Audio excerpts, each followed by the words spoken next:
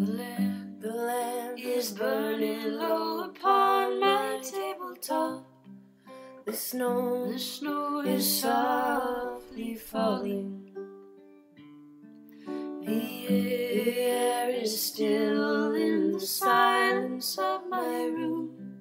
I hear your voice softly calling. If I could only have you near to breathe a sigh or two, I would be happy just to hold the hands I love on this winter's night with you.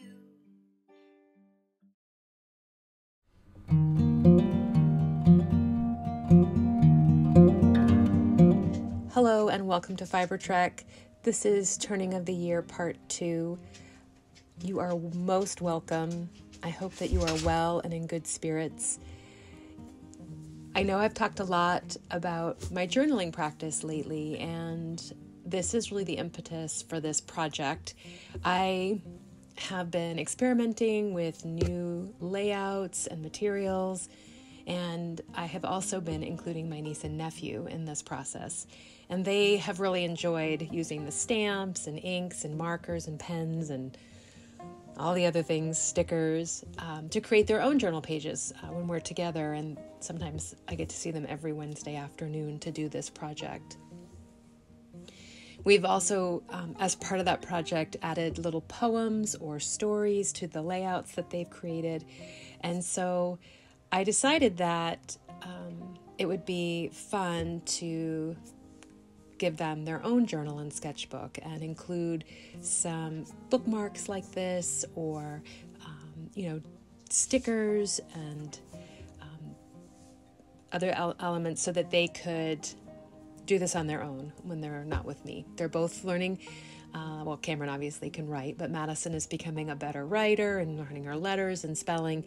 And so they're becoming much more independent with their expressive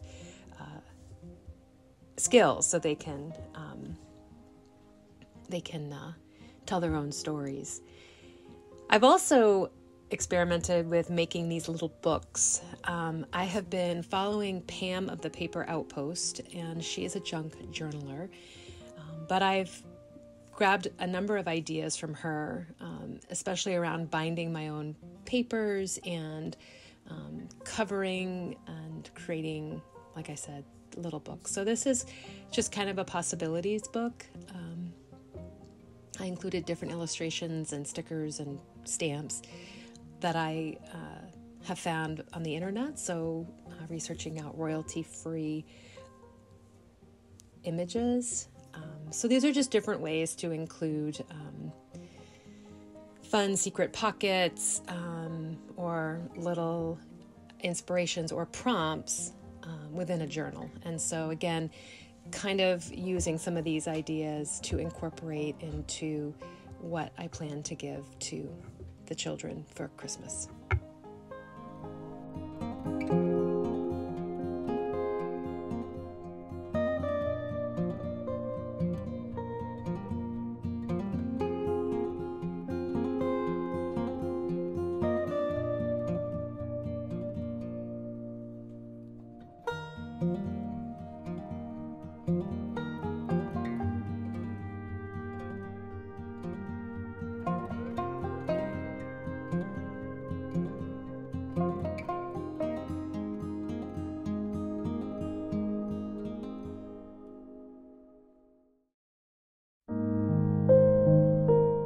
So I was inspired to do this project when I was visiting Fiddlehead Artisan Supply in Belfast, Maine. They had used a tutorial from modgepodgerocks.com, and so I decided I would use the same tutorial, and I did tweak it just a little bit. So I'll point that out as we kind of move through the demonstration. You're going to need Mod Podge. You're going to need some fabrics. I used 100% cotton fabric for this. And I used scraps. I'm sure you could use linen or silk or other fun materials to dress up the cover.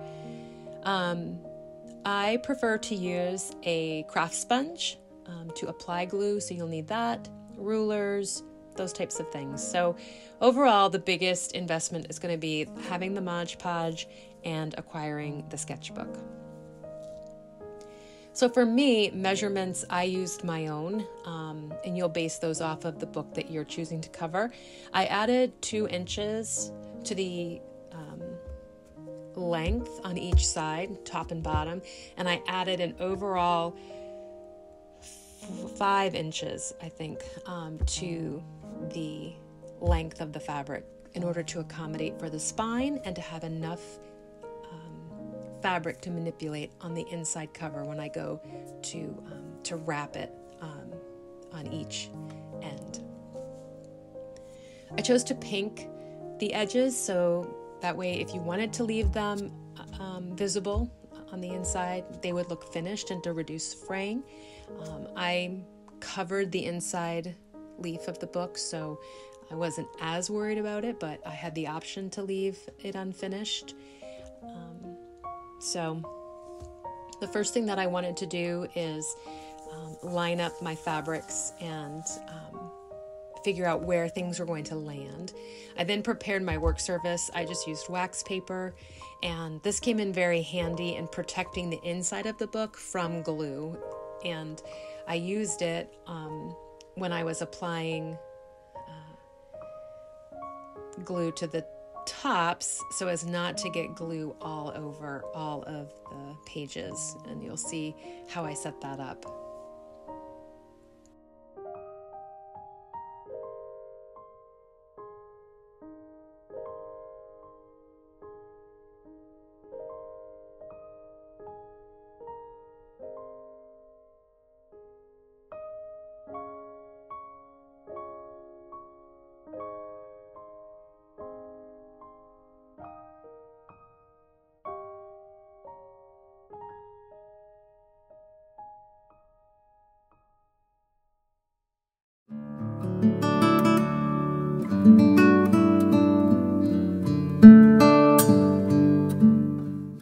So at this point, I'm just going to lay down a layer of Mod Podge. I'm using a matte finish. They have a glossy finish. One of the things they did highlight is that if you have a lighter colored fabric, you may want to paint the outside cover white so it maintains the original feeling of the fabric. I didn't have to worry about that because all my fabrics were dark. So a light layer on the spine and all over the top. You can see why the craft sponge worked really well, laying that down evenly versus I think they recommended using like a credit card to scrape it, but I found that that just pooled up much worse. So I did the front and the spine, and then I did the back and more of the spine in order to begin.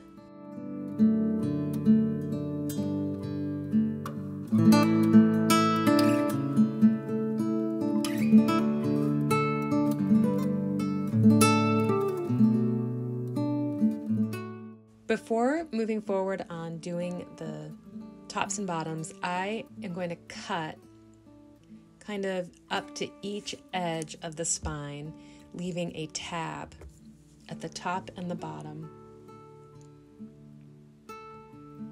And this is going to be the section that you glue and tuck into the spine.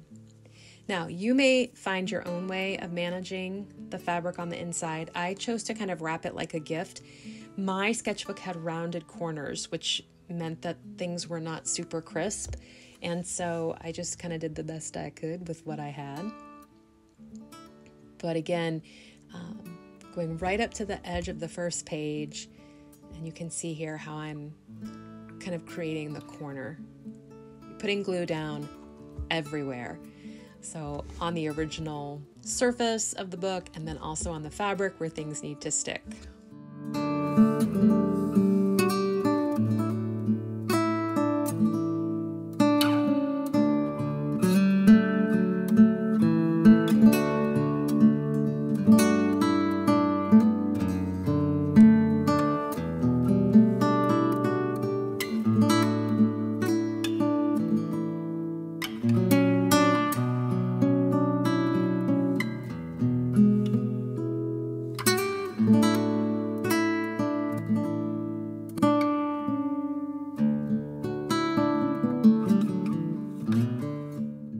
wasn't too overly concerned with perfection at this point because I knew that I was going to cover this with cardstock as the final step. So you do that to one side and press it down, and then you're going to flip it over and do it to the next side. I did have to reapply glue here and there because I probably was a little bit cautious with it. But I didn't want the glue soaking through in spots on the fabric, so I really wanted to focus on being even with application.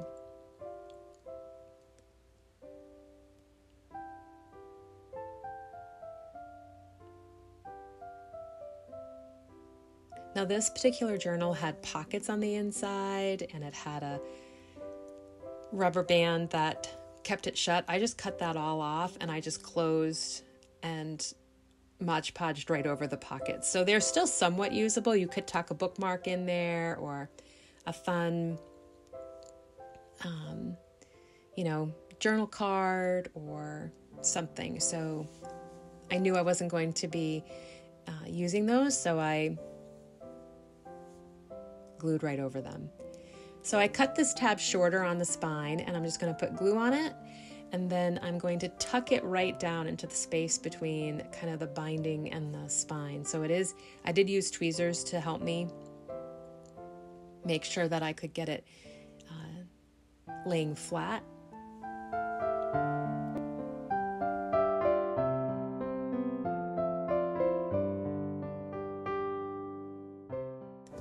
And so here it is finished. I glued a piece of cardstock on the inside so you don't see any of the glued edges, and that was personal preference. I have a plan to print some book plates to put on the inside with their names in them. I also went ahead and hand stamped some linen pencil bags, and I got waterproof ink so the kids could also participate in creating their own pencil bag. I got them some stamps as part of this present. So the whole thing together is kind of a beginner journal packet.